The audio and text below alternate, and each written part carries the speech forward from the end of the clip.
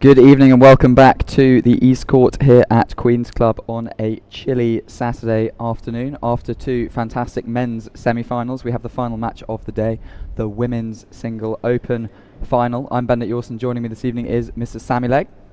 Benedict, how are you? I'm very well, thank you. How did you enjoy those two matches, Sammy? Oh, it was just absolutely scintillating stuff. Tight tennis on both occasions. Rob and Nikki not quite going the distance that a lot of the viewers expected it to, but the second match of the day really put on a great performance. Bryn and John. So two great semi-finals, but on to the main event of the day, which is the final to crown the British Open Ladies Champion here at Queen's Club in 2025. How do you see this one going? Well, this one has got the hallmarks of being a great final. Two absolute titans of the ladies' game coming up against each other in Claire Fahey and Tara Lumley. Both have had fantastic tournaments to get here. Both are in great form. I think we're in for a spectacular time. In for a treat. We have the number 1 and 2 seeds. Obviously, on paper, what you would expect most finals to turn out, but doesn't always go that way. But actually, both singles draws this year going to form so far, and we've got doubles partners, in fact, as well in Claire and Tara. That's a pretty formidable pairing when you've got the 1 and 2 single seeds playing together. So if we look back over the draw over the past few days, we've had Claire come through fairly comfortably to, as expected, probably with a straight set double bagel victory in her semi-final. Tara coming through in a little bit of a tighter match, winning against Georgie Willis in an excellent 6-4, 6-4 that I think we were actually commentating on as well. So do you see the favourite winning this one? Do you see Claire adding to open haul, or do you think Tara is going to be able to push her the distance, take a set, perhaps even take the title? I think it would be difficult to count Claire out of this one this early. She's quite easily the favourite on handicap, and I think that's probably going to be a little too much for Tara to overcome, but obviously always a good competition between these two. They've been going at it as the 1 and 3 players in the ladies' game for quite some time now. It's I think it'd be wrong to say that it would be wrong to say that Claire's out of this one right now. Put it that way. Yeah. I think heavy favourite, I think it's fair to say on that one. Indeed. She's won plenty of titles. She's won plenty here at Queen's Club, obviously based out of the Oratory and a pro, with Tara heading up the very top of the women's amateur game. So they're going to know each other's games very well, both from their doubles play, but also plenty of past fixtures together. Has anyone else stood out for you over the ladies' draw? So other than obviously these two having excellent tournaments, anyone else jumped out as having some good performances, or perhaps surprising a few people? Well, we had some brilliant Queen's locals come out in the first round. We had Alexandra Bryant versus Tara Lumley in the first round. A fantastic 6-5, 6-1 battle. Bryant really pushing Tara the distance in the first set. It was really a fantastic showing from her. As well as Jess Garside versus Josie Tan in the first round. Josie Tan putting on a great showing, the only Australian lady travelling for the event. In a 3-setter, 6-4, 1-6, 3-6 in Garside's favour. That was fantastic. As well as Queen's local Sabrina Didigian against Claire Fahey. A valiant showing, but Claire Fahey coming out of that one best. Yeah, really good performance from Jess. She obviously got kind of promoted to be the 4th seed after withdrawal, and then coming through that pretty epic 3-set match against Josie Tan. So obviously a pretty good match there.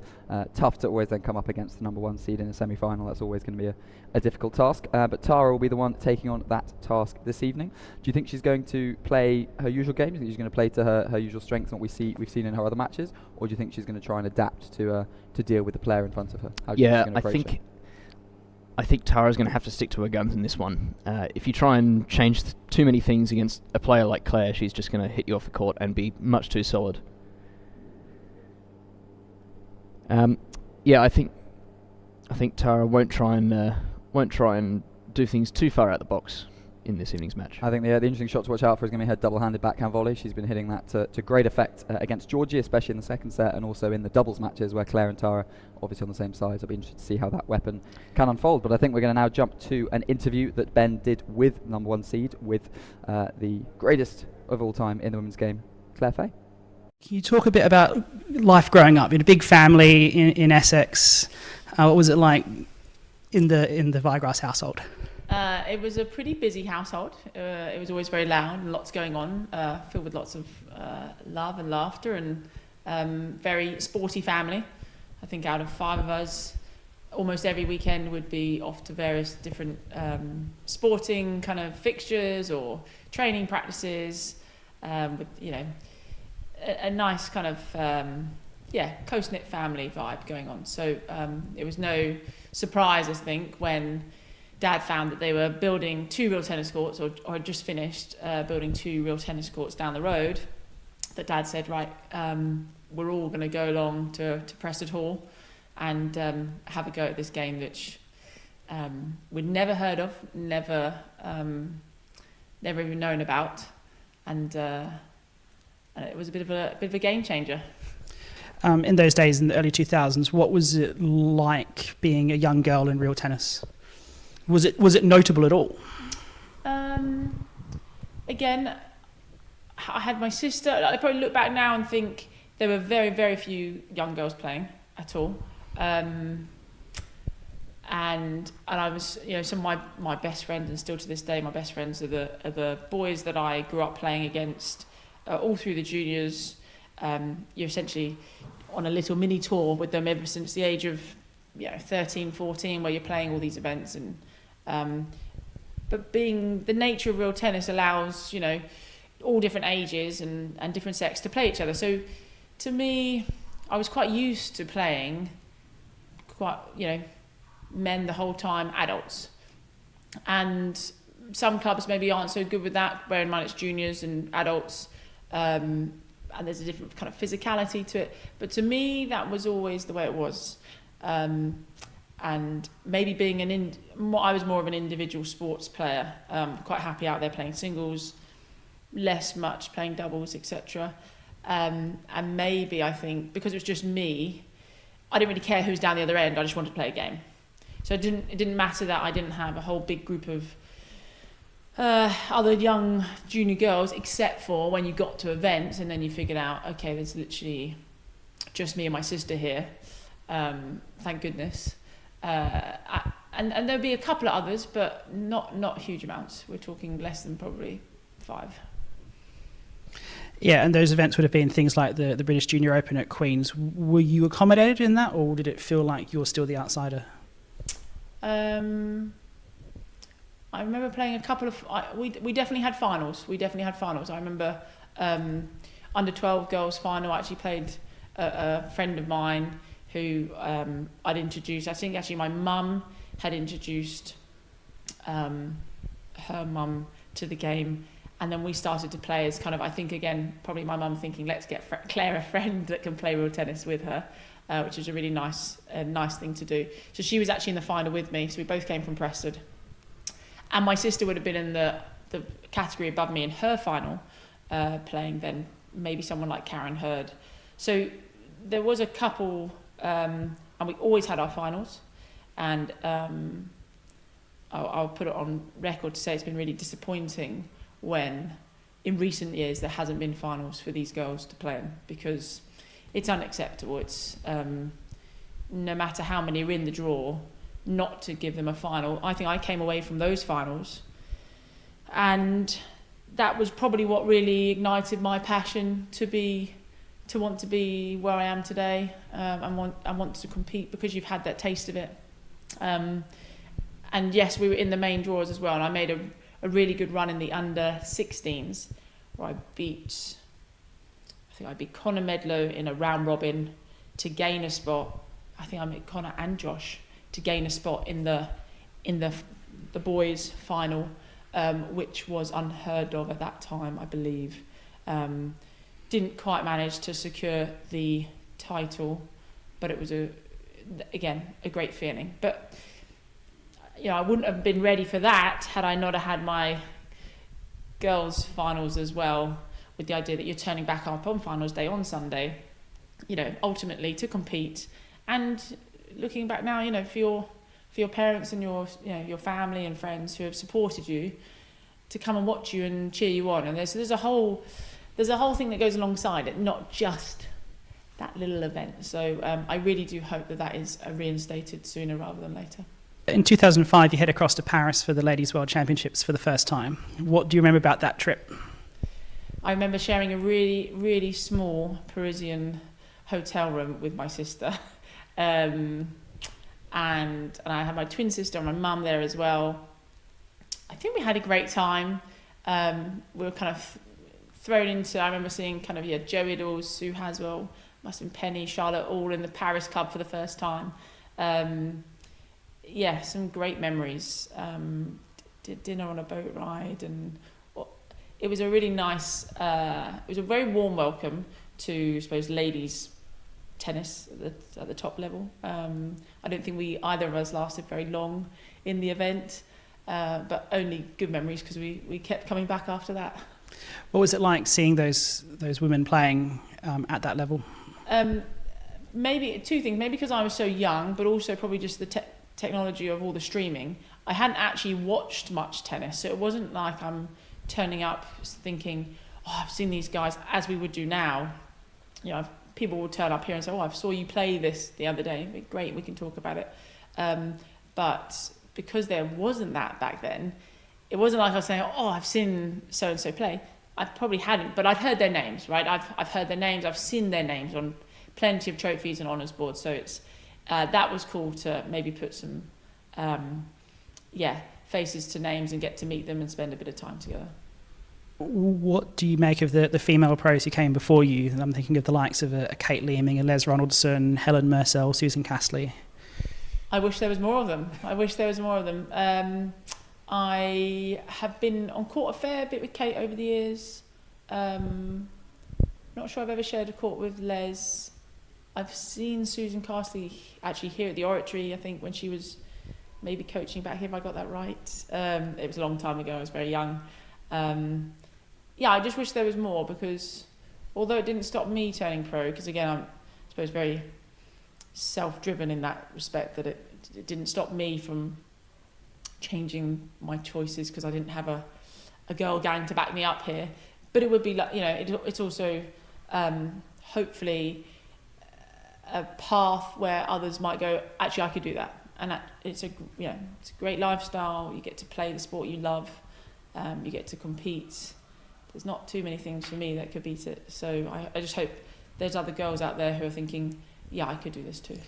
Why don't you think there's been anyone who's turned pro since you? That's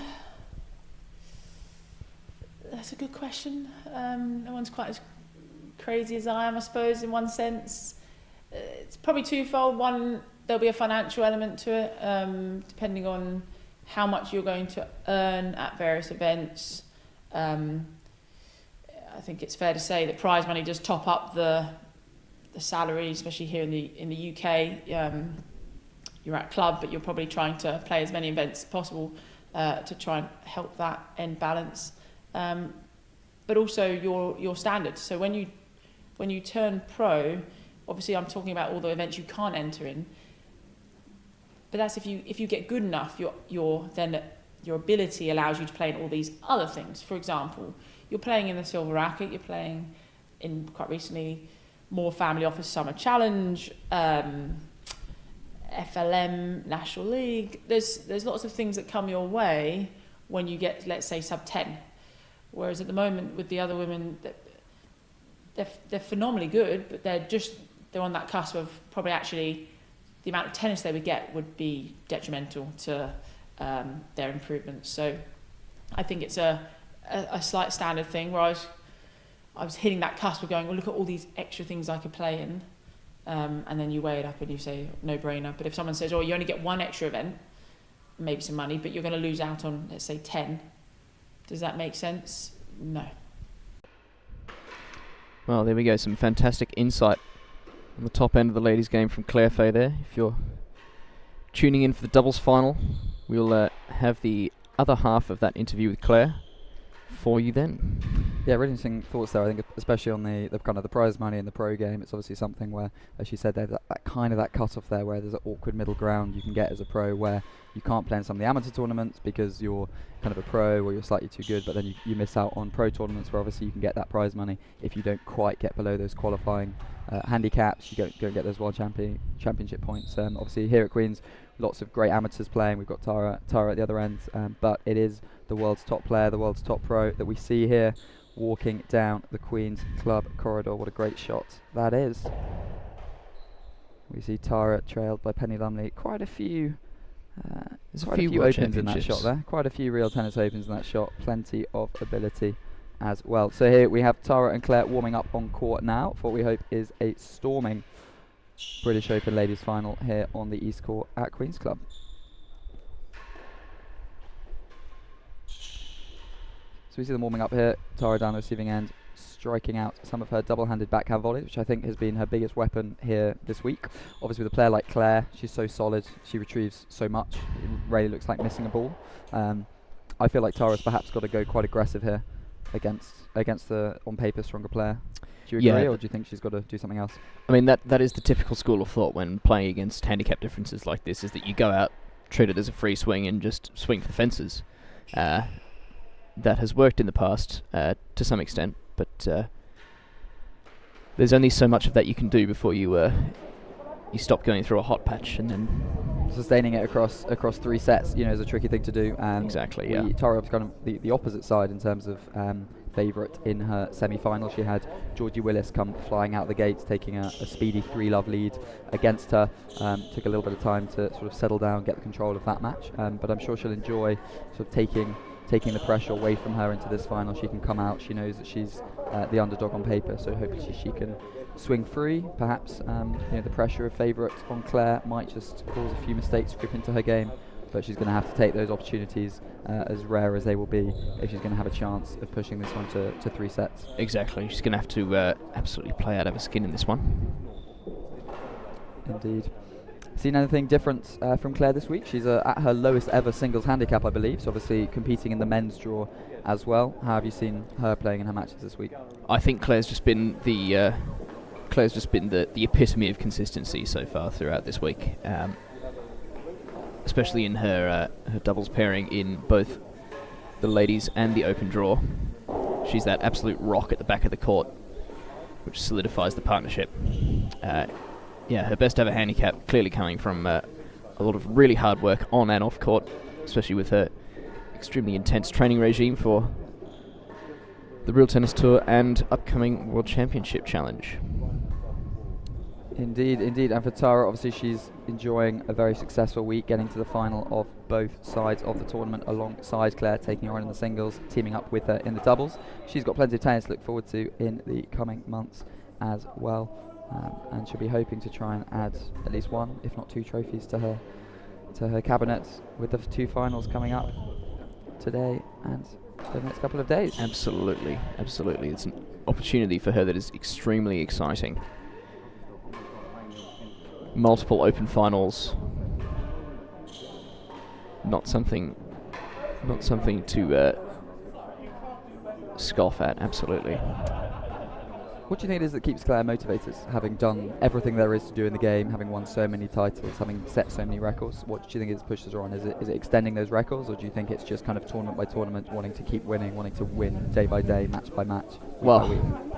Winning has to be an absolute factor for Claire. She's still, obviously, not reaching her prime as we speak, at her best ever handicap.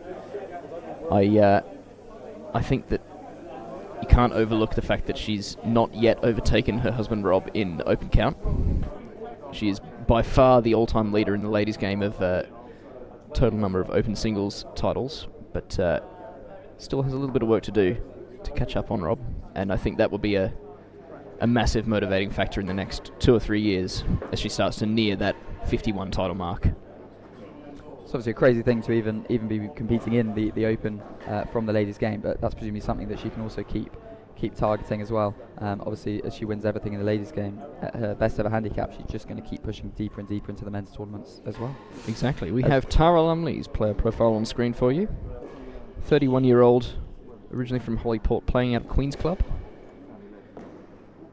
Right-handed amateur, wearing a Team GB Bathurst Cup team jumper today, having played in both the 2022 and the 2024 editions for Team GB, who take on the rest of the world in the ladies' edition of that. That'll be next taking place in Paris in April next year. So we can see here her progression through her quarterfinal and semi-final, both in straight sets, but some really great sets in there. We had Alexandra Bryant pushing her, as you mentioned earlier, Sammy, and then that really, really good semi-final where Georgie actually pushed Tara closer than she's ever done before across 5 matches. Not yet taken a set, but each time getting more games, getting closer and closer. And that's a familiar name that she's been facing in finals across the last few years, isn't it? Yeah, the British Open being a pretty frequenting stomping ground for Claire. She's thoroughly made her mark on the trophy of this tournament. Obviously, a big difference though is that those last 4 editions against Claire in the finals all taking place at Seacourt. Great to have the ladies' final taking place here at Queen's this year, which could just add a slightly different element. Well, do you think that's going to benefit the favourite or the challenger? Well, I think it's going to have to benefit the challenger because she plays most of her tennis out of here. So an ever so slight home court advantage.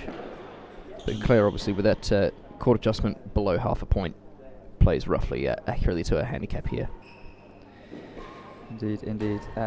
A slightly short list of career highlights there from Claire. I think there's quite a lot of opens that we could probably list there as well. Yeah, we could rattle them off very easily, but not on screen as such. Probably struggling to fit across the whole page, but we can see here her recent matches: 2 double bagels against both Sabrina Didizian and Jess Garside in the quarter and semi-finals respectively, going out to number 1 seed and British Open finalist John Lumley in the round of 16 over on the men's side of the draw, having come through really well against Zach Edel in straight sets. So she's on a bit of a win streak. She won the French Open against Jess Garside earlier this year.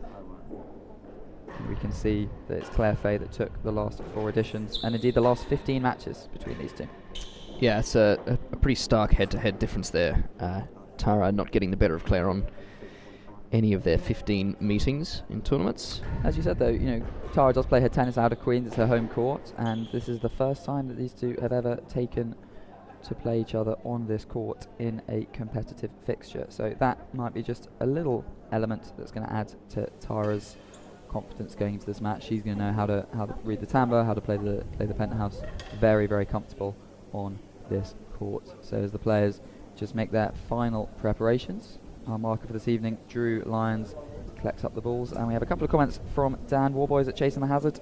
Fantastic interview with Claire, really interesting insights. Totally agree. As mentioned, we'll have the second half of that interview before the ladies doubles final, which will once again feature both the players currently on court. Some really interesting comments about the pro side of the ladies game and perhaps what might change there over the next few years.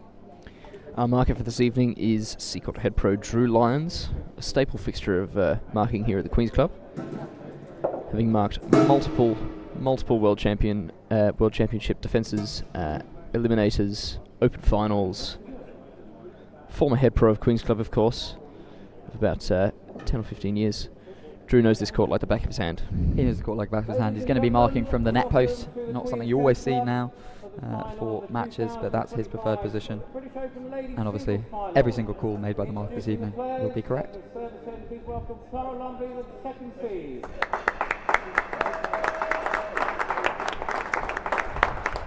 So we hear the players being introduced. T&RA, the number 2 seed, will be serving at the number 1 seed and the reigning champ, Claire Fahey.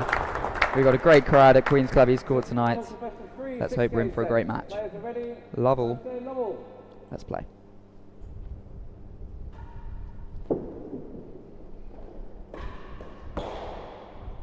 Nearly a yard worse than last gallery.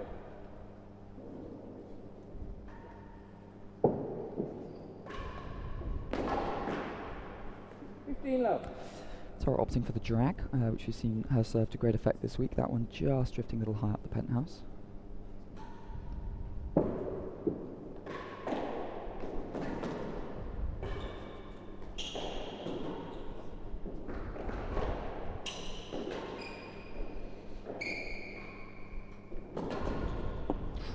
It's a great effort from T&RA to get to that. Great first rally there, to be honest, as the players get into their stride. Claire coming out on top so far.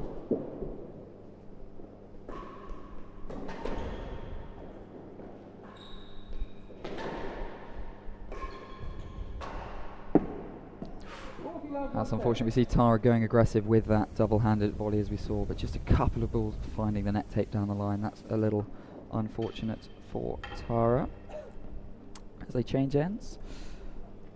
So a fast start from Claire. She wants to be down the service end. She's hit a couple of low drives to get the chase, which she did do at the first opportunity cross court. Very efficient tennis there. Little fist pump there. Claire's fired up. Nearly a yard worse than So last chance gallery. for Claire to take the first game to love here.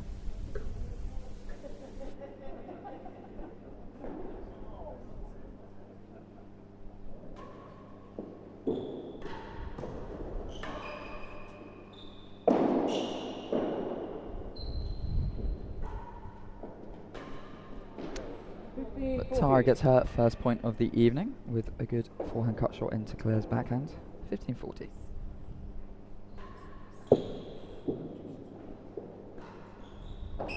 Last gallery, 15-40.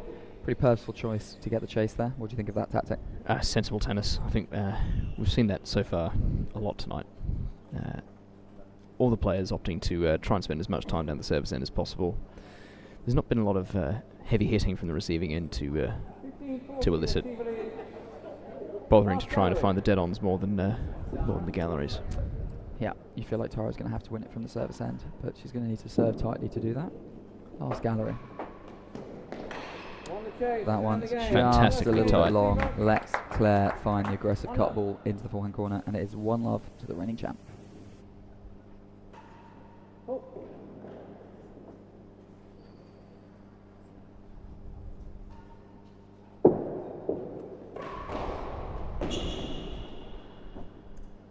Love. Right.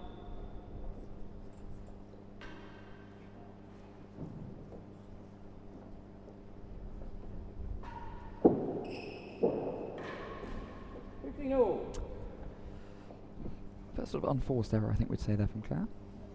Gives Tara a look in for this game. It's great serving from Lumley. Yeah, absolutely. That was what set up that attempt at the grill. It was a much better cut sidewall coming down quickly, and it's a tight drag to follow it up.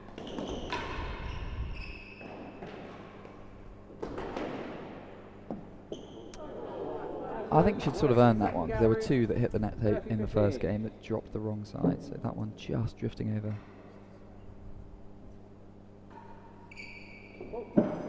Just drifting over into the hazards.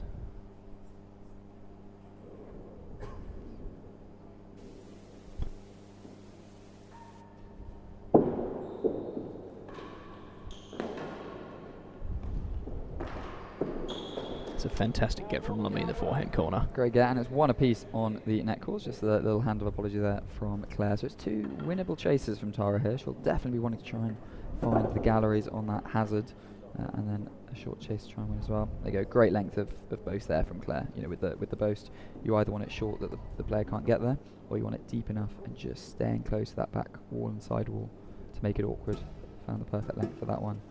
There, you see here, Tara's just not quite scraping that one up, but she's got another one back just now in this game, and that is what led to the hazard chase that they're going to play now. So worse than second gallery.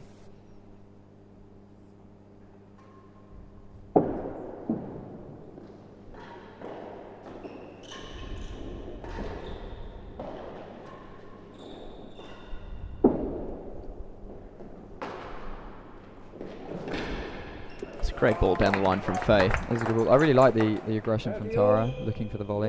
Couldn't quite find a gallery. It was a tight serve to prevent that. More than a yard worse than last now.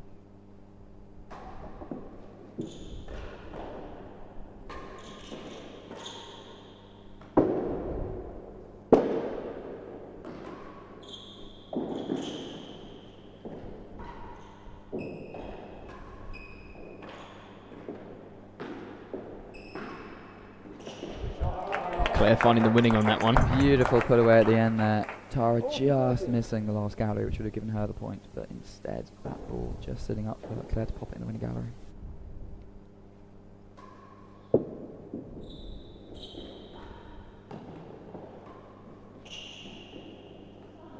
And again, 2 games. Yeah, nice controlled length from Claire there, making it awkward off the timbre.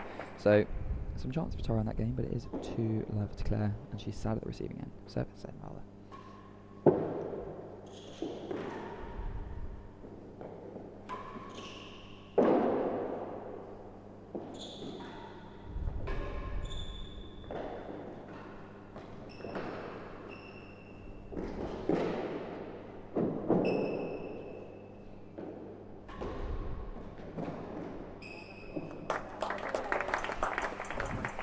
It's good retrieving from Tara though. She's diving into those corners, looking like she's moving fairly comfortably, which is good. She wears that preventative right knee brace.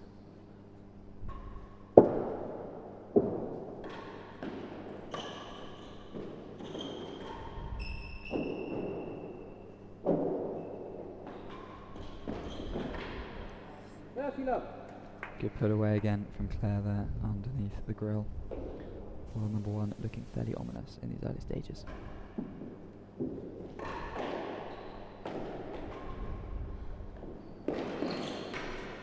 Yeah, not only is Claire able to control the points from this end, she's also not giving up any chases. Indeed, I think we'll see Tara still continue to target this gallery. She's been a bit unfortunate, just missed on a couple of occasions.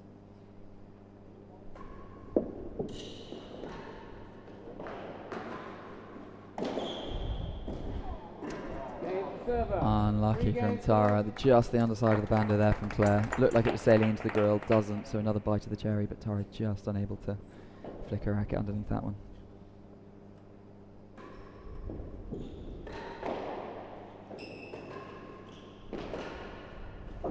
There we go, that's what Tara's been looking for. Takes the gallery early in this fourth game.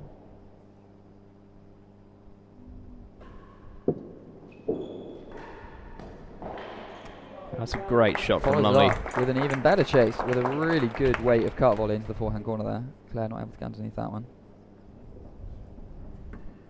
See the replay of that winning gallery. Beautifully put away there. Hand of apology for a point shot earlier in the rally, but Yeah. no luck when it came to the finish at the end. Not entirely sure that she needed to hit that. It may have lost it on the floor. I saw it dropping because it was more than a yard worse, and it looked like it was dropping maybe just more than a yard worse, maybe just a yard better than second, so it was going to be a bit tight when you know you can put it in the winning gallery with the actually Claire can. Yeah, exactly. Arguably it's the safer option. So second gallery, but then a chase 3 here as well, so Tara will be looking to get at least one, if not both of these points here, get herself on the scoreboard.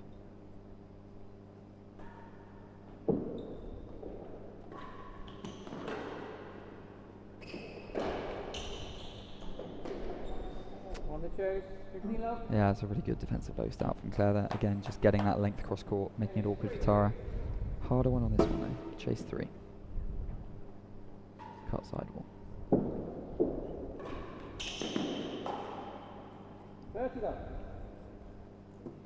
Looked like Tara was just trying to go for the hazards. Couldn't quite get the strings on it.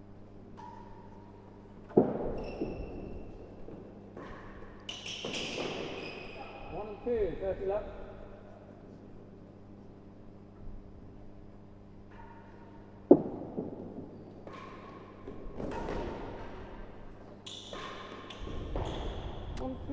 Yeah, and relentless placement there from Claire. Good retrieving from Tara again in the forehand corner, but just puts it away with the volley as well. Jane Taylor in the YouTube comments, quick question. Tara beat Georgie Willis 6-4, 6-4, but it registered as a loss in RTO. Can someone explain it to me, please? Benedict? Great question there, Jane. So, with your handicaps, obviously if you play someone the same handicap as you, it's quite straightforward. If you win, you win. If you lose, you lose. But for Tara, because she's got a better handicap than Georgie, she's not only expected by the system to beat Georgie, but to beat her quite comfortably. So essentially what Georgie's done there is she's overperformed. Perhaps she was expected to lose 6-2, 6-2. So by losing 6-4, 6-4, she gets the win on the system. I'm sure Tara won't mind too much, though, given that she got the win through into the next round, which is obviously the main thing for her.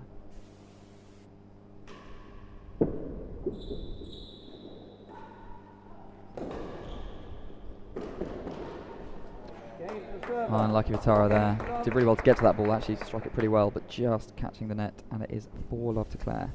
She races towards this first set here.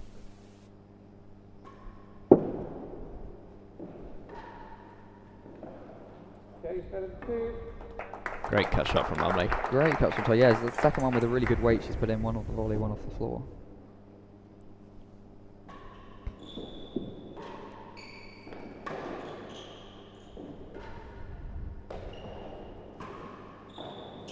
I mean, we can see why Claire, why Tara rather, is going for those chases so much, because as we see Claire's service percentage up above 91%, serves at 1.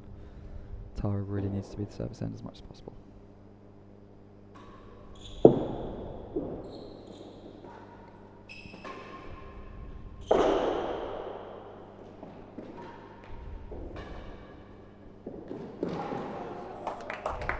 Good control from Claire there, just dropping that one underneath the winning gallery. Tara did pretty well to get that ball cross court, given it dropped fairly close to the back wall.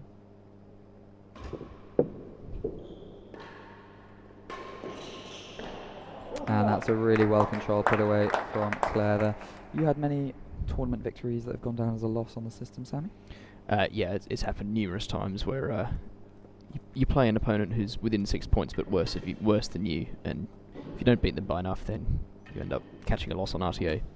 Usually hard to get a big loss when you win the match, but it's a little bit bittersweet. You can go to a tournament, have a great match, get through to the next round, and then see you get a loss, and that email comes through. Pretty frustrating when that happens. You get emails from RTA? Of course. Do you not have subscriptions on Sammy? There's No. levels to this game. Right, here we go. Tara from the service end. Better than 2 to defend.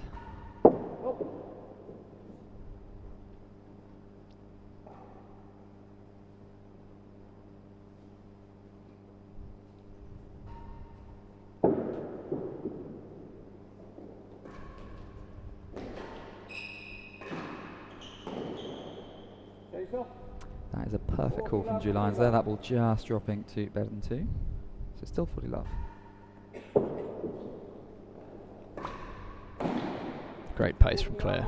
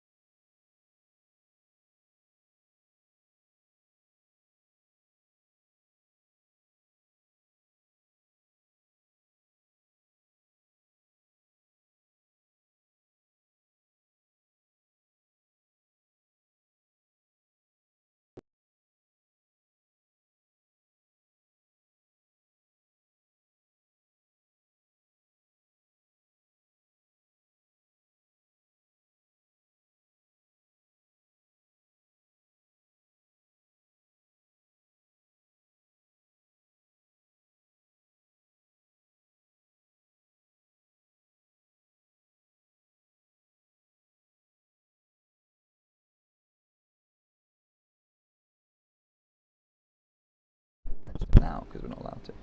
Here we go. For that slight interruption there, but Claire Fahey is 40-15 up in this 5th game, looking to extend her lead as she races towards that first set. Anything that you think Tara should be doing different tactically? There's obviously execution as well, but any tactics that you think you might see from her later in the match? I think I'd like to see her change up the serving a little bit. That being said, the drag's worked fairly well for her there. I think if she can get the drag tight, consistently on the edge of the penthouse, that one's a little too wide. If she can get it a bit tighter, I think that's a really good option for her. Drew manages to get clocked for chase the line. I think that was not chase the line. I think that was chase Drew, to be honest. Yeah. He tends to move around a bit, so it's quite hard to beat chase Drew. It's surprising because he's a small target, so Claire did very well to find that one there. She's a good target hitter. Finding chase the line, we've got a slightly inset net post here at Queen's Club, so it's a little bit easier to find chase the line and hazard the line than it is at some other courts. So just chase the line, 40-30, chance for Tara Her.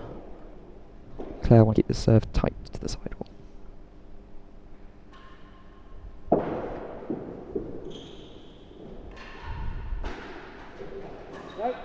That's a fantastic shot to beat chase the line there from Tara. Fantastic shot from Tara there. You know, she had some options there. She got good cut on it, could have drifted into a gallery, so good choice.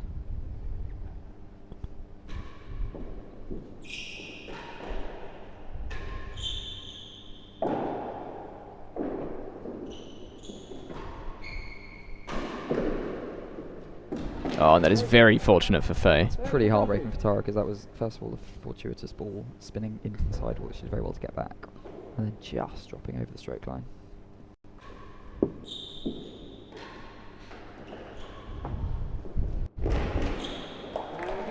Great effort from Tara, but the game does go to Claire. It's tough enough playing Claire Fahey without the luck going against you as well, so tough ask for Tara in that game now.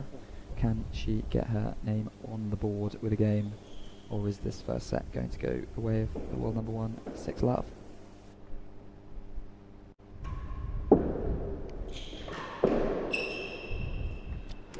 A little fortuitous there for number 2 seed. I think a statistically high number of net courts in the first few games here. Yeah. Yeah, I'd love a statistic on that.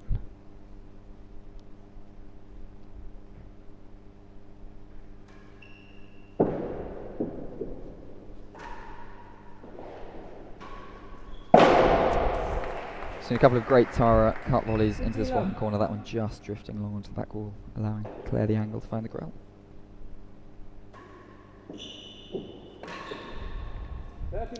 Taking a good kick off the bando, that one.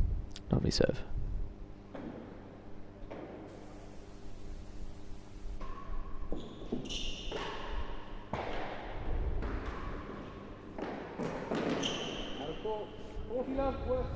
So unfortunate there, yeah, Claire looking for the grill again, just missing underneath. Tara getting a racket to it, but drifting out high. That So one Claire, bringing up 3 set points for the number 1 seed. there you go, big fist pump after that first grill of the match for Claire. So she changes ends with 3 set points, chase worse than the door. She's been on ominous form, barely put a foot wrong. So it's a tough ask for Tara here. But she's got some set points to save as her first hurdle to overcome. Chase worse than the door. The other one.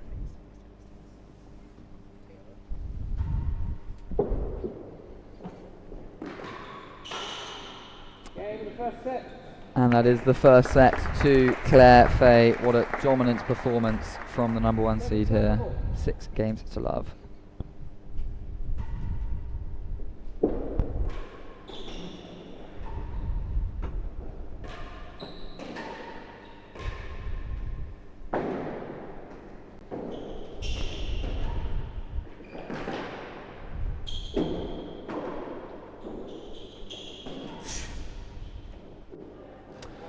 Tara asking for the not up call halfway through that rally. Yeah, Didn't come from Drew. Good response to it actually, given that she thought it was down. She then just go again, find the main timbre.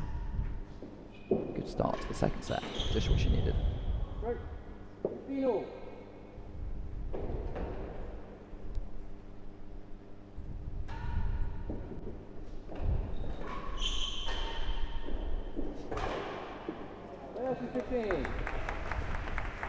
Yeah, good start to the second set for Tara here. 30-15. Keen to get on the board. Really good width of cart volley there from Claire, just a little bit closer to the sidewall. Tara couldn't get there. Fantastic line and length down to half a yard.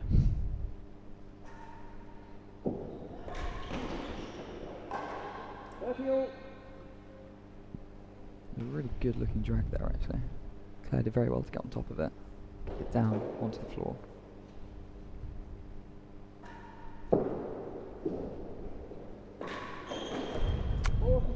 But it is a main wall dead on from the world champion to change ends with 40-30, snuffing out the lead that Tara had built up in that game.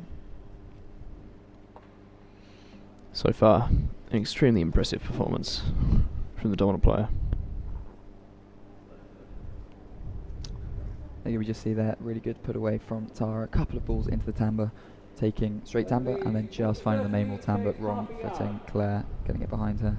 That's what I think Tara's going to need, is down the service end, those really aggressive backhands into the timbre, into the main wall timbre. Absolutely. But she's got half yard to beat from the receiver's end.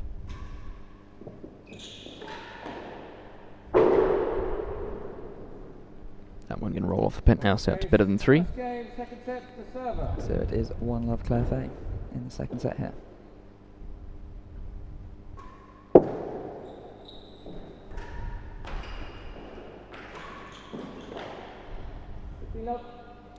Tara's getting a bit stuck in between 2 minds there. Yeah, I think she's a little frustrated because she gambled, thought she'd misjudged it, but probably had another chance.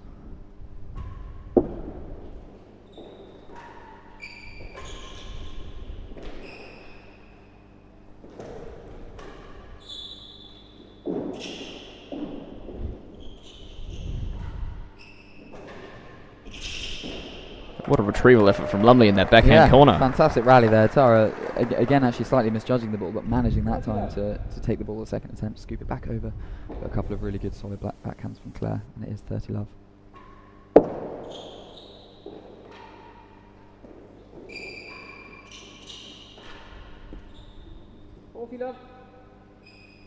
Tara giving us the double teapot.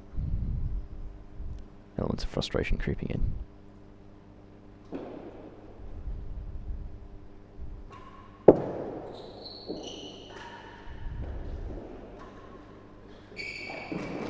Really good disguise from Claire there. Tara's very fast around the court, but if you've misjudged which corner it's going to, very hard to recover. Really nice disguise from Claire to just pop it into the forehand corner. Having been targeting the grill and the timbre over the last few points. Good change up. Here we go. 2-love, second serve.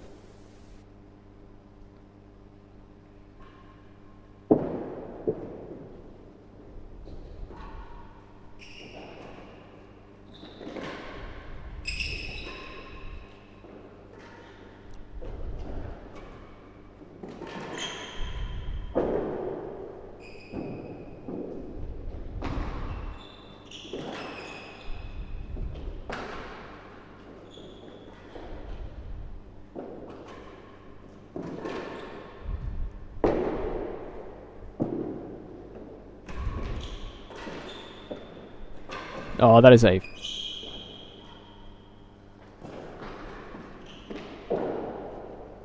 Wow. Oh, what a rest. Oh, what a fantastic rest from Tara there. Fantastic defense around the grill, around the timbre. Finishes the point just as it deserved with a really fantastic put away into that backhand corner. What awesome rallying from both players here. Fantastic tennis on display at the Queen's Club.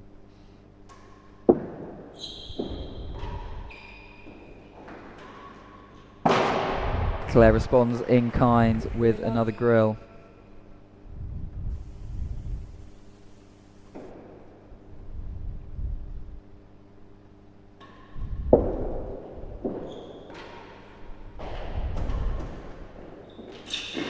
I'm still stunned, Benedict, by that previous rest. That was absolutely incredible. Nice change up there actually on the return serve from Tara, I think, going down the line. But Claire moving very well just to flick that main wall timbre. That's the kind of cut volley that Tara's looking for. She hit a couple of those in the first set. That one again, just striking it so cleanly. Drawing the error.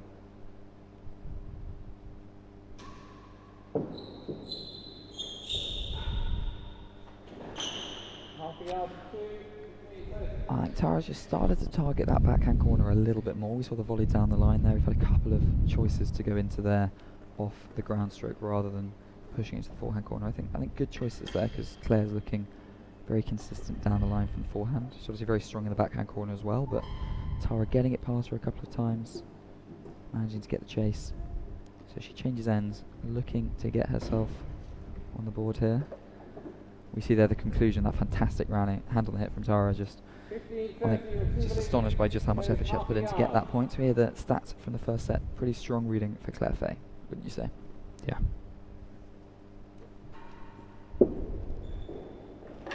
That's a fantastic drag from Lumley to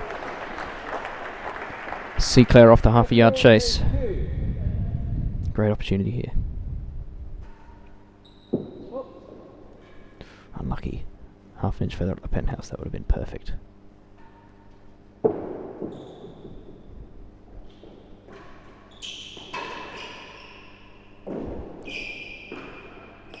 Chase 2 to play in a slightly fortunate bando.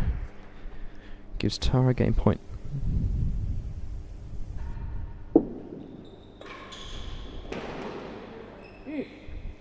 There's a clinical cut volley from Claire there.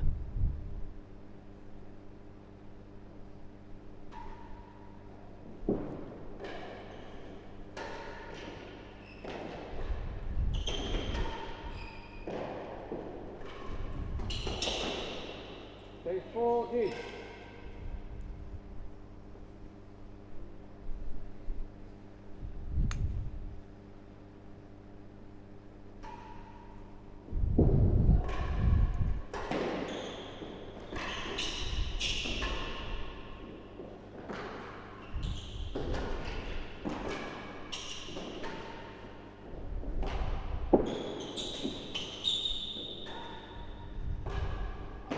There's such good play from Tara there. Yeah, great aggression. She had a great forehand volley, 2 backhand volleys, follows it up into Claire again in front of the grill, drawing the error, well deserved in that rally, as we just see that chase for Tara couldn't quite make it to.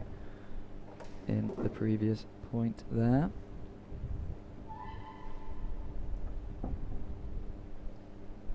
Fist pump there from Claire. She's fired up. As we see Jess Garside watching on. Jess, who of course got into the semi-finals of this year's edition, going out to the #1 seed on the 20th. And will be participating in the doubles final. The doubles final alongside Willis. Georgie Willis, absolutely. Indeed. So the 4 top players of this year's Open, all matches going to form and seeding. This match looking like it might as well too. Yeah, really good serve there from Claire, just getting that ball to cut down off the back wall. Back to Juice.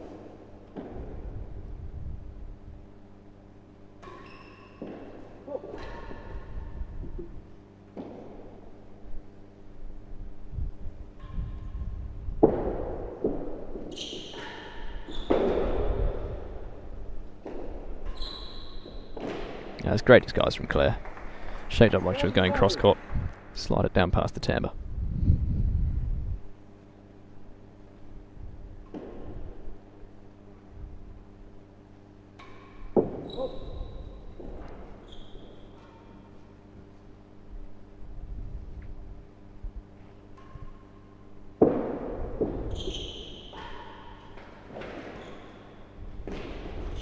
Beautifully swept into the winning gallery there from Claire. Slight hand of apology. There was perhaps a small element of luck, but also an awful lot of skill to get in position to get underneath that cut volley. That one to take Claire to 3-love in the second.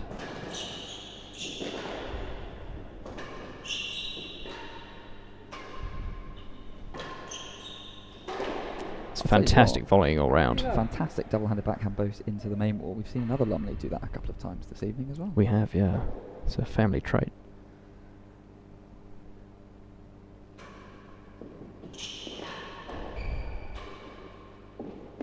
That's so well placed. Beautifully controlled there from Claire, just getting it to die before that back wall makes it really hard for Tara to change direction, get back into that forehand corner.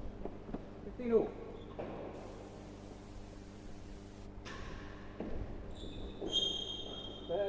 That is a fantastic the serve. perfect Really, sidewall. really well marked from Drew as well, just to catch that snicked edge of Penthouse, just to add a little bit more frustration for Tara. Pretty much the perfect serve, isn't it? Much better than that.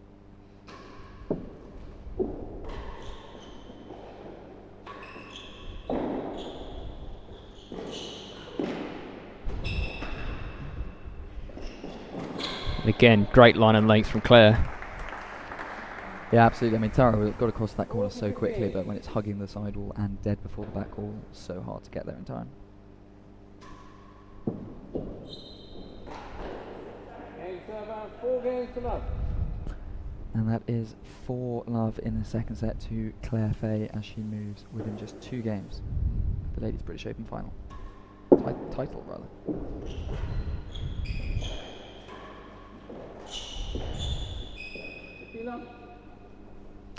Great conviction on that ball as well. Yeah, aided by a slight misread from Lumley.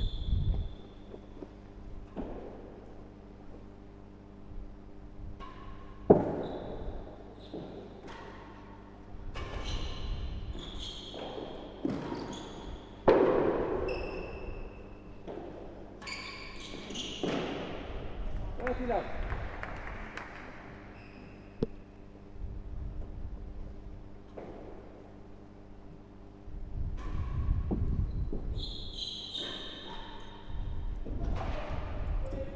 Fahey.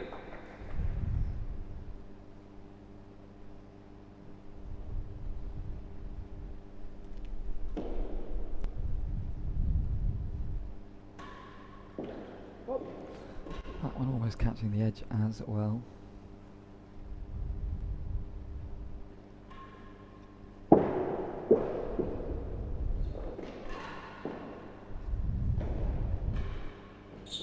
Such a tight bobble there. Forcing Tara to play that one up above the service Penthouse. Really good variation and put away as well from Clay. You know, she's pinged them at the grill. She's hit some really aggressive timbers. That one just placed really nicely. Bottom of the timber. No chance for Tara.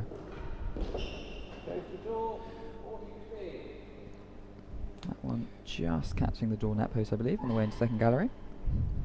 So it's 40-15 to Claire with chase the door pending. There we see that fantastic pick off the cut volley into the winning gallery. Yeah, just getting underneath that there, managing to scoop it across the court.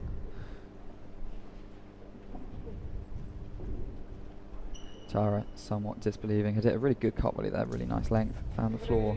She'd have been hoping to get a chase or even a point, but instead the world champion just pops it in the winning gallery.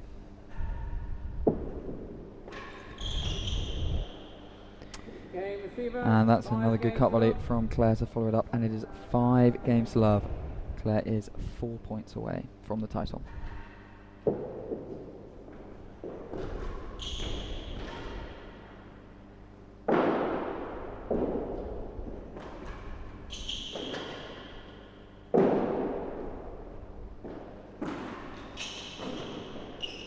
Chase worse than 2. Great cut on that backhand off the penthouse.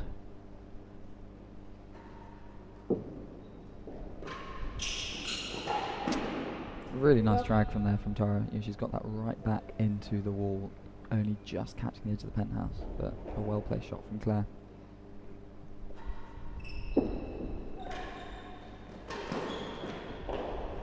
Lovely volley from Lumley. That's what Tara's looking for. You know, she's not going to get an ace against there, but she's just hoping for a slightly less good cut volley. Yeah. That she can aggressively attack with the volley.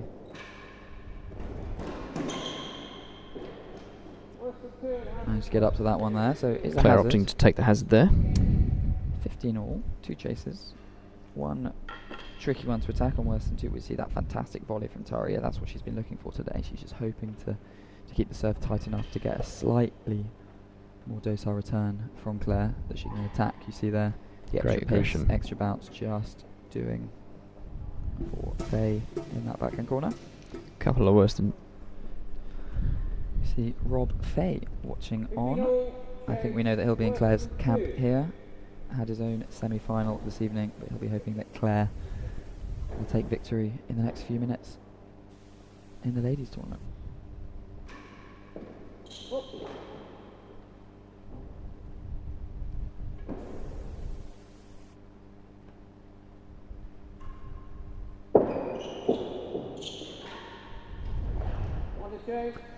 Fantastic great shot cut from volley there Lumley. from Lumley. Chase worse than 2, finds another really good cut volley, beautifully to better than 2 there. Well marked from Drew Lyons. That's hazard worse than 2.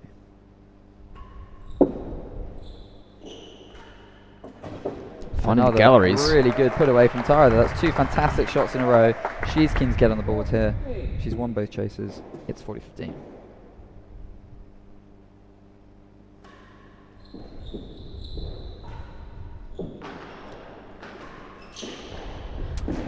Thought we were about to see a coup de cabas off the bando into the dead on, but that one just missing to the left.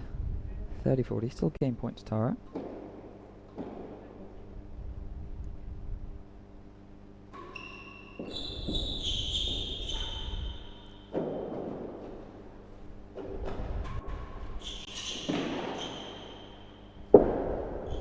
It's a great retrieval. It is a great retrieval, and she'll be happy with that because you could see she was looking for the chase, going for the last gallery, both those previous points. Slight element of fortune in the way she got it in the end there, but really well out from underneath that grill, boasting it back into the main wall. Absolutely. Just dropping over. Absolutely. All galleries open on this point for Tara, so looking to find another one of those targets she's been hitting very accurately. Do you think she's going to go for a drag here? Try and restrict the options for Claire from the receiver's end? I mean, yeah, Claire's got a lot of galleries open, so I think railroad or drag here would be a fantastic play. Looking like a drag. Can she keep it tight? She does, but that one just popping out a little bit further than Tara expected, so it is back to deuce.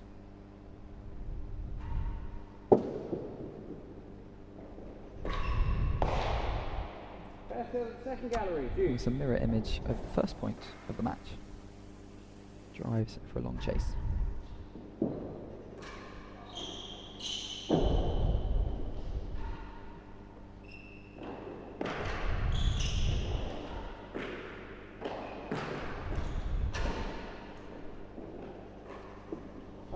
There we go. Good tennis there from Tara. Tara. Yeah, she's looking for that double-handed backhand volley. Any opportunity, drives back again, and she gets another game point. She'll be keen to take this one. She has definitely earned at least a game in this match this evening. We've seen some great rallies, some great retrieving, and just the model of consistency from Claire, putting away her targets as well, though it's so hard for the number 2 seed to deal with that. But she's got a really good chance to get a game here on the board in the second set. Better than second gallery. Last gallery is going to be open. Better than the second gallery. All galleries at the hazard end open for Claire. Yeah, I think we'll probably see Tara trying to get this one either into last or at least into the backhand corner for that exact reason.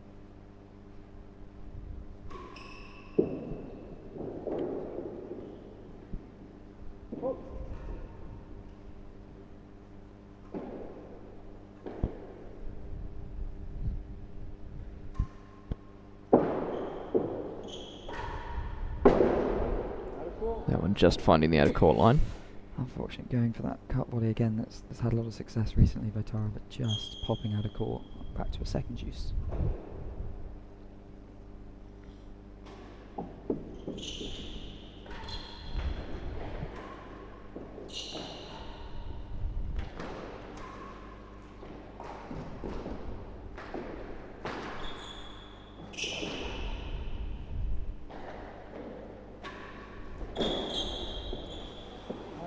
Claire going for a couple of targets in that rally, looking for the winning off the backhand, looking for the girl there. That one missing by mere centimetres. So it's a hazard chase pending.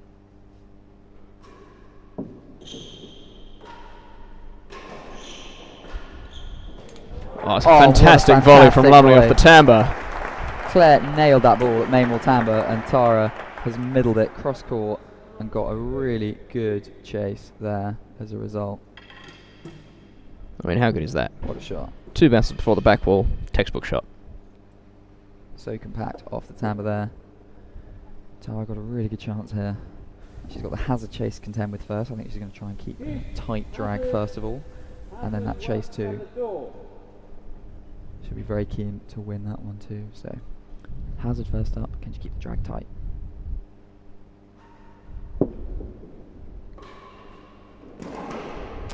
Good cut volley there from Claire. Big fist bump from Claire there. She's happy to have won that one. Important to do so because it's chase 2 now, so you think Tara the favourite here. Brings up Claire's first match point.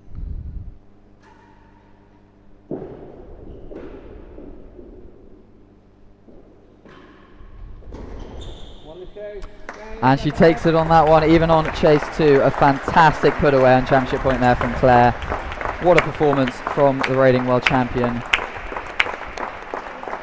Some really good retrieving there from Tara. Some excellent points as we saw, you know, even in that final game there as Tara managed to drag that one out.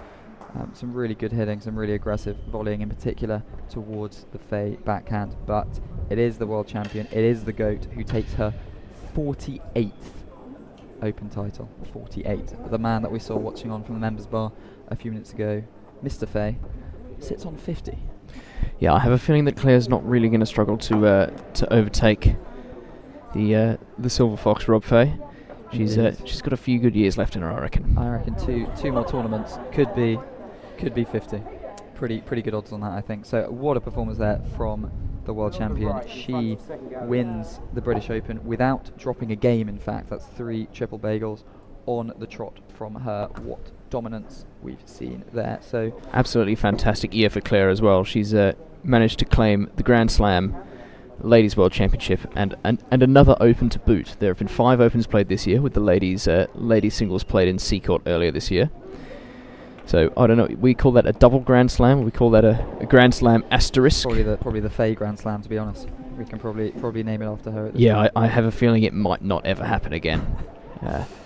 Extenuating circumstances leading to 5 Open Championships in this year's Real Tennis calendar.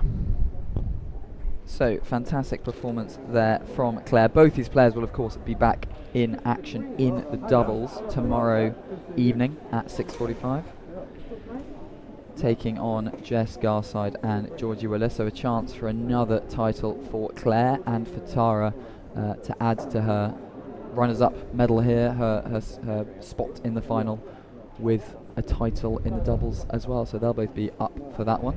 How do you see that doubles match playing out? I think that doubles match has got long rests written all over it, judging by what we saw just there. That could be an absolutely fantastic match. All of the players on court, really seriously fantastic volleyers. Some fantastic aggressive play should be expected. Big hitting, lots of openings. I think we're in for an absolute treat, Benedict.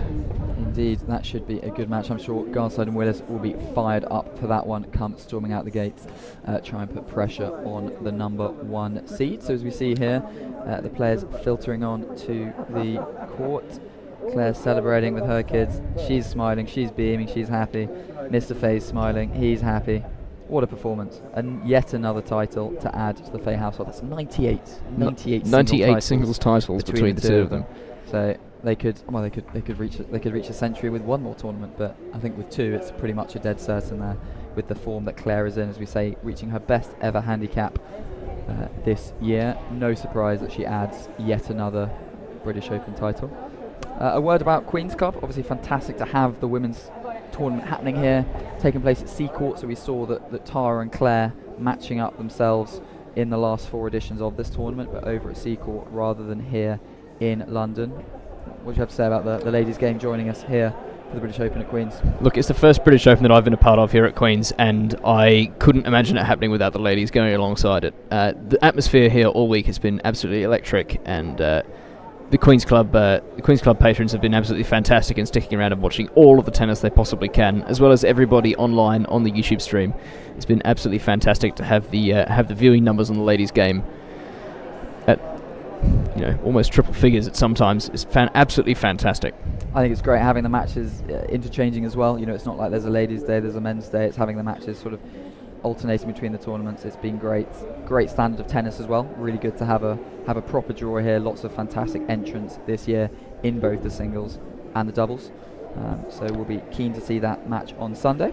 If you caught the first half of an interview that Mr. Gatenbeek did with Claire at the beginning of this evening's coverage, I'm sure you thought it was fantastic insights from Claire, especially on the ladies' game, on the pro side of the game, and the state of ladies' real tennis and the positive shoots that we're seeing in the sport. You can catch the second half of that interview before the doubles final tomorrow. If you joined us a little bit later in the coverage, I do highly recommend after the trophy presentation that you just rewind and go and listen to what Claire had to say in that. A really great interview to listen to there. So as we see the players assembling on court, lots of the pros assembling on court, and the fantastic crowd that we had this evening at Queen's Club in the dead-on in the members gallery.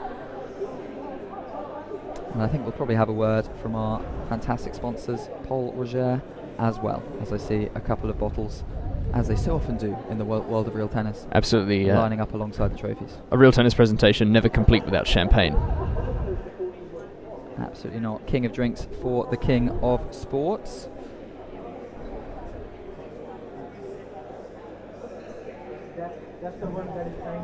As we see the tech team just looking to sort out the microphones for the speeches and the presentation. A word should absolutely go to Mr. Gatenbeek and his team of AV wizards who've been keeping the streaming going smoothly this week. Plenty of appreciation in the comments we've had on various YouTube streams for the possibility of watching this match from all over the world. We've had viewers from Cairo, the stateside, down under from where you hail from, Mr. Legg. So let us know where you've been watching from this evening. Have you enjoyed this evening's match? And any final comments or questions about the proceedings on the ladies' side of the draw?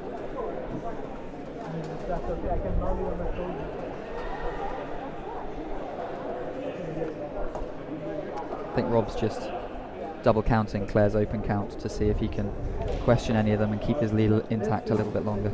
I think you might struggle to do that, I'm afraid, Rob. Claire looking to be by far the most dominant player in any discipline of real tennis history.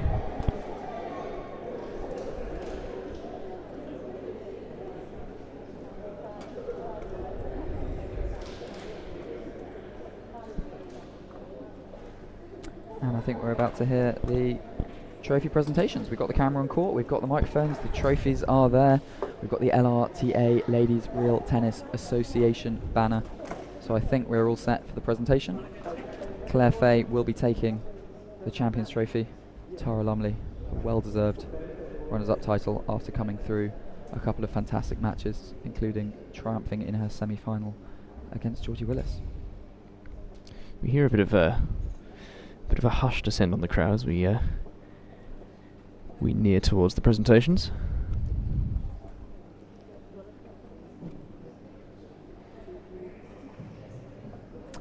As we see the Oracle, AV Wizard, Real Tennis News author, general all-around Mr. Real Tennis Ben Gatenbeek just sliding onto court to sort out the AV issues. We have a plethora of familiar faces on court.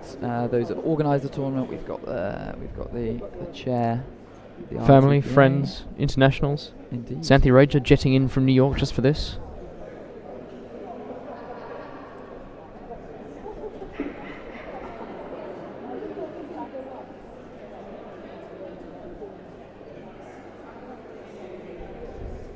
I think the kids got a day off school to. Oh, it's Today is Saturday. Easy peasy. Of course, they don't need Unless they have to go to Saturday school, Yeah. I doubt they were required to do any particularly heavy lifting today. But great to see so much support here on a Saturday evening, all throughout this week in fact as well. We've had the Dead on pack, we've had the members bar pack, so really good attendance. If you are around Queens, if you're around London, do head on down, do get yourself some last minute tickets for the final matches that we have coming up on both the men's singles, the ladies doubles and the men's doubles. But for now, we are we have the ladies very nearly ready for our presentation. Indeed, we have the ladies 2025 British Opens at Queen's tournament presentation. As always with IT, I think the solution is turn it on. Yeah.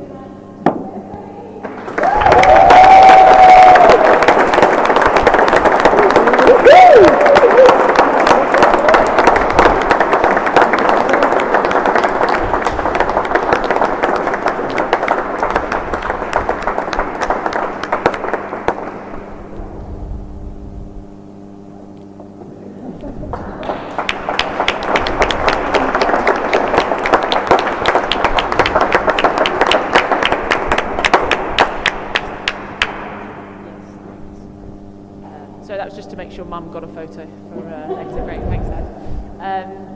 I'll keep this nice and short because I think everyone's probably catching hypothermia out here, so I'll be as quick as I can.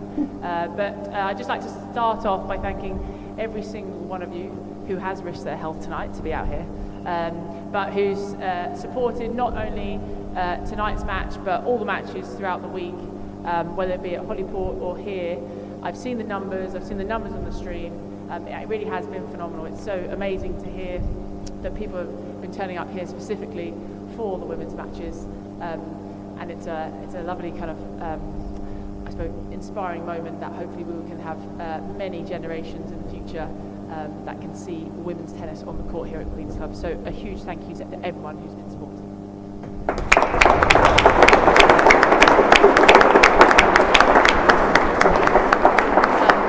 big thank you goes obviously to Queen's Club and the Queen's Club members for letting us kind of intrude on their courts and sharing them so gracefully.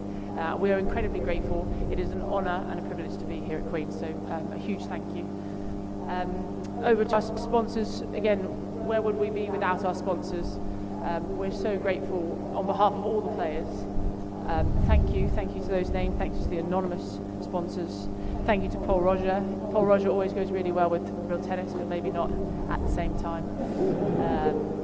Personal experience excluded. But no, we're, we really are kind of spoiled. So thank you so much to everyone because it doesn't go amiss. On to standing here today, and I feel incredibly lucky. And it was almost a pinch me moment when the draws started rolling out and we could see that it was going to happen here at Queen's Club. This has been kind of, we've spoken about it for a few years, and there are so many things that go on in the background. To possibly imagine that I could be standing here today is quite incredible, and I'd love to tell that I'd be doing this. So this is a very special moment, and I would like to thank, on behalf of all the players, the LRTA and the T&RA for the commitment to getting to where we are today, and a special shout out to Sarah Sullivan, Jules Lambert and Alistair Lumsden. Sarah said they might have spent hours. I think it was probably more like weeks, and I hate to see those phone bills, and I probably hate to see the minutes, but it was a really long process. I hope everyone thinks it's been a fantastic success on behalf of the players. I think it really has been.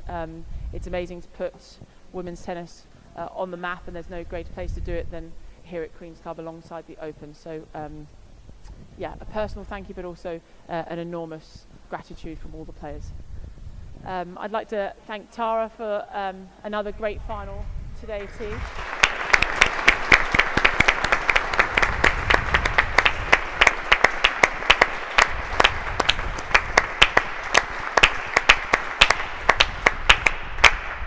It's so much more fun when we're on the same side of the net.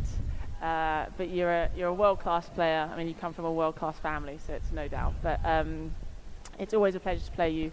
I have to bring my A game because I never know when you're gonna. I hit this perfect, what I thought was a perfect volley, and then just watched it go past into my backhand corner. So there's no taking the foot off the gas. But I thought the quality of tennis out there was kind of up there with the very best. So a huge congratulations. I do look forward to being on the same side of the net as you tomorrow. And then lastly, I just wanted to thank family support, Fred and Sos. I think you probably watched a little bit of tennis over this last couple of weeks, a lot of tennis. But actually it's really special to be able to share this moment with you and whoever is on the camera. But I think this is what it's about. It's about sharing it with the next generation, and that's incredibly special. So a huge thank you. I hope I haven't missed anyone. Actually, now I'm standing here with the microphone. Another big shout out to Ben. Ben? Hey!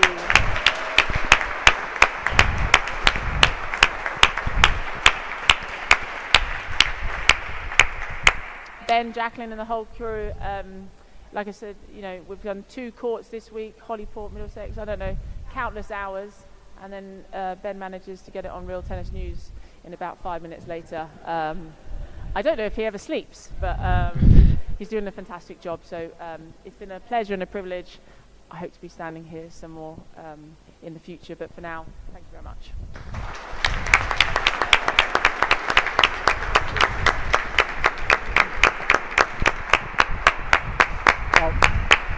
I'm sorry if you're about to get bored with having too many speeches, but I just have one duty to perform here. Obviously, I completely echo the thanks to everyone who's been involved in this. But the specific reason that I'm standing here is that this year Claire was awarded by the tennis committee of the T&RA the Warburg Salver for the best professional performance.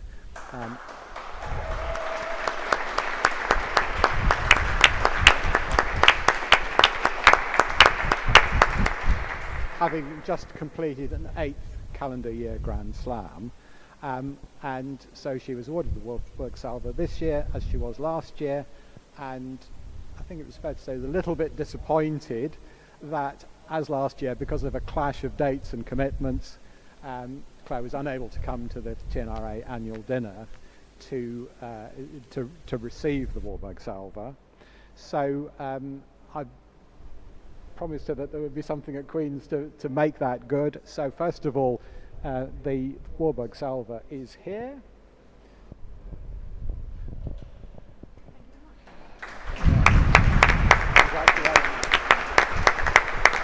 And secondly and lastly, I am also going to present on behalf of the T&RA Claire with this coaster. So usually you have to leave the silverware behind and you get to take the bottle away, but at least now she'll have something to stand the bottle on, and it says Claire Fahey 8 calendar year Grand Slams.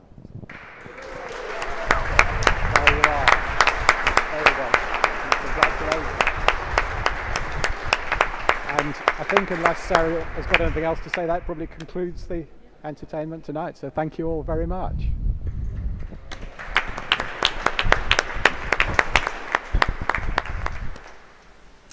Fantastic. So as we see the trophy presentation concluding there, Claire collecting yet another British Open title, her 48th title in total. Tara collecting her runners-up prize, well deserved as well. And Claire also being presented with a coaster to commemorate her 8th calendar Grand Slam. What a ridiculous achievement that is. Genuinely fantastic performance from Claire today, and consistently over the past 8 years especially.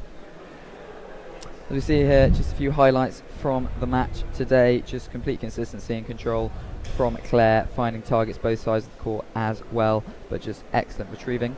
Good aggressive play from Lumley as well, as you see here, trying to use that backhand volley to great effect, finding a couple of really fantastic shots. A beautiful winner, probably the shot of the whole match actually in the final game there. Oh, absolutely. Volleying a really solid Fahey forehand down the line, just almost effortless, just backhand volley cross court to chase.